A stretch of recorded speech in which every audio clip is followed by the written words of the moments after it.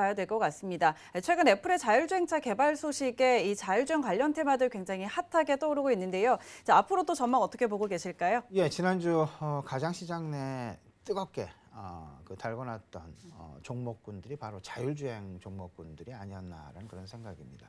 자율주행과 관련된 일단 시장 내 한창 조금 좀 잊혀졌던 그 테슬라의 어떤 향후 어떤 플랫폼 개발이랄지 향후 배터리 개발이랄지 이런 부분에 대한 다소간의 좀 실망감이 나타나게 되면서 자율주행 관련주들의 다소간 좀 눌림 현상이 상당 부분 나타났었는데 다시금 테슬라의 주가가 사상 최고치를 연일 경신하고 있는 그런 상황들 속에서 애플 전기 자율주행차의 개발과 관련해서 실질적으로 테슬라의 주가가 약 6% 정도 빠지는 그런 상황이 나타났었죠. 하지만 이내 크리스마스 이브 날 2.5%의 상승으로 다시 시장 내 부각이 되면서 애플도 마찬가지, 테슬라도 마찬가지. 결국은 둘이 치킨 게임의 형국이 아니라 파이가 자동스럽게 커지면서 전기 자율주행 승용차와 관련된 시장은 향후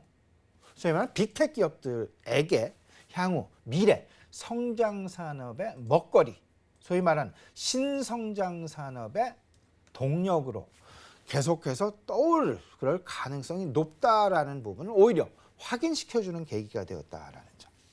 2021년 아무래도 자율주행 자동차의 어떤 그 시장, 확실한 자율주행 자동차의 어떤 그 시장 내 소개 내지는 개발 이런 부분들보다는 어떤 그 자율주행 자동차와 관련된 시장 내 어떤 그 카테고리가 확연하게 만들어지는 그런 원년이 될 가능성이 있을 수 있다라는 부분, 점차 구체화되어져 가고 있다라는 부분, 우리 시장을 관심을 좀 가져 나가셔야 될 것 같은데요.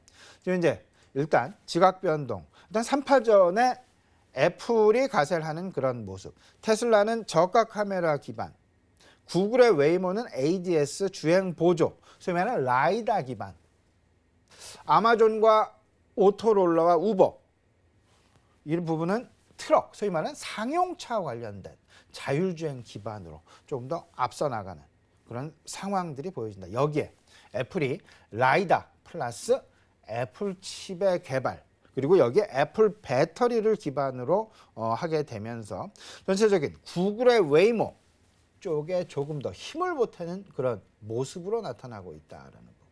근데 또 한 가지 우리가 봐야 될 부분.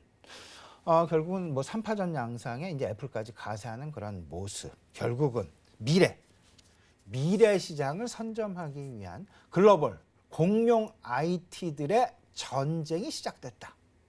그 전쟁의 컨텐츠는 바로 자율주행이 되고 있다라는 부분 고스란히 느낄 수 있었다라는 점.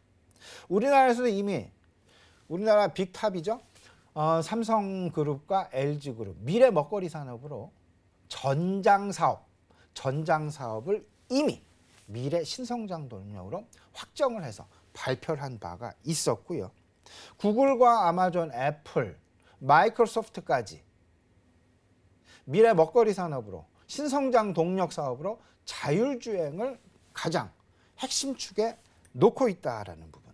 결국은 이런 부분들이 자율주행은 결국은 미래 신성장 동력으로 자리를 잡고 있고 한 걸음 더 나아가게 되면 컨텐츠와 연합이 되게 되면서 신 플랫폼 사업으로까지 발전이 되게 되는 결국은 자율주행은 자율주행 기술에서 끝나는 것이 아니라 플랫폼 산업으로 발전을 하게 될 것이다. 플랫폼 사업 뭔지 아시죠 다들? 소위 말하는 이커머스랄지 아니면 전자결제랄지 온라인 검색이랄지 게임 아니면 컨텐츠 이런 부분들까지 그 미래 지금 플랫폼 사업으로 지금 현재 플랫폼 사업은 말씀드렸던 소셜 커머스부터 해서 이런 부분이 되겠는데 미래 신성장 플랫폼 사업으로 자율주행이 새롭게 등장하고 있다라는 부분.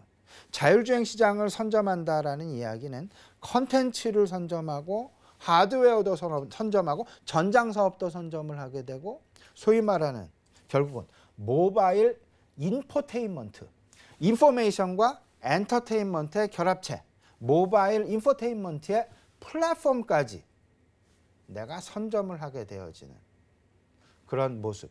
흔히 말하는 지금 현재 뭐 우리 그 스마트폰도 마찬가지가 되겠죠. 두 가지가 이제 선점을 이미 해서 두 가지로 진행이 되고 하나는 안드로이드와 하나는 애플 iOS가 되겠는데 그럼 이 두 가지가 스마트폰 시장을 결국은 스마트 기기 시장을 어쨌든 계속해서 이끌어가고 있는 그런 상황. 그런 상황들 속에서 결국은 이것도 결국 일종의 플랫폼 사업이다라고 해도 과언이 아닐 듯 싶고요. 이 플랫폼 산업이 결국은 자율주행 시장까지 선점을 진행이 되어지는 확장이 되어지게 되는 그런 모습일 것이다라는 점.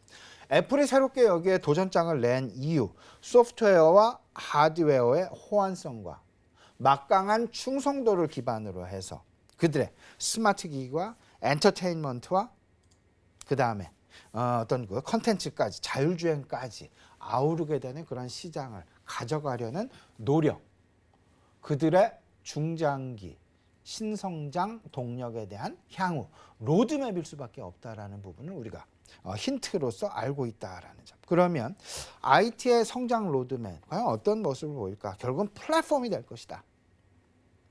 그 플랫폼의 한 축이 자율주행이 될 것이고 그 자율주행은 모바일 인포테인먼트의 어떤 그 집합체가 될 것이다.